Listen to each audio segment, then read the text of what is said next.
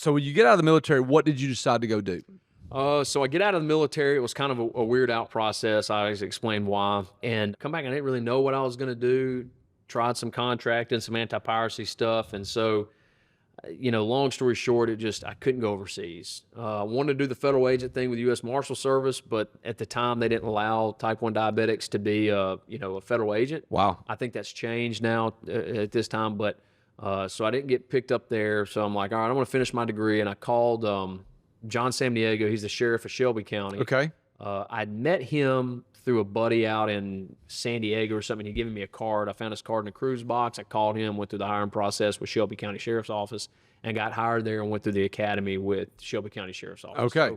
So, Lord opened the doors. Did that full time for a year, and it was actually a really good job. But all that being said, I had an opportunity with my MBA and with my business to go look at some other things. And then with that med retirement stuff coming in, I didn't have to have something to rely on. So I was able to kind of swing a little bit harder and go try business, go start my business. So you're into that. You're out of the military.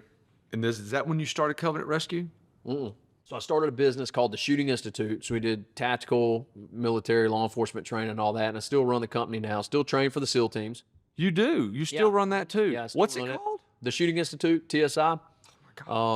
We run tactical and military training, or we run tactical and firearms training for military and law enforcement. I still teach for the SEAL team. I actually got one coming up in 2 weeks for Team 10, I think. And so we do all branches of the military, law enforcement, run SWAT schools here in the state. So we do a lot of that sort of training. And out of that, the Lord really opened the doors and blessed. I did really well in that. I got kind of sucked into the human trafficking world. And when I got sucked in that world with Tim Ballard over OUR, the Operation Underground Railroad, and the, what's it called? That movie, Sound of Freedom. People be familiar with that. Yeah. Started doing some work with him through another buddy in the SEAL teams, and just felt the Lord calling me and my wife, because we had people giving us money like this, just write checks. For what? Because they said, "Hey, you're doing great work." What were you doing? Just volunteering to go work in human trafficking. in the human trafficking. Yeah, so I got sucked into that. Still running my business, and then when I'd still go. So you've got the Shooting Institute. So is the So the Shooting Institute, even currently, is the Shooting Institute your quote unquote income? Is this how you feed your family? Is this a portion of it? Anyway? Yeah, so at least a portion of it. At the time, that was it. So who hires you to do that besides the government?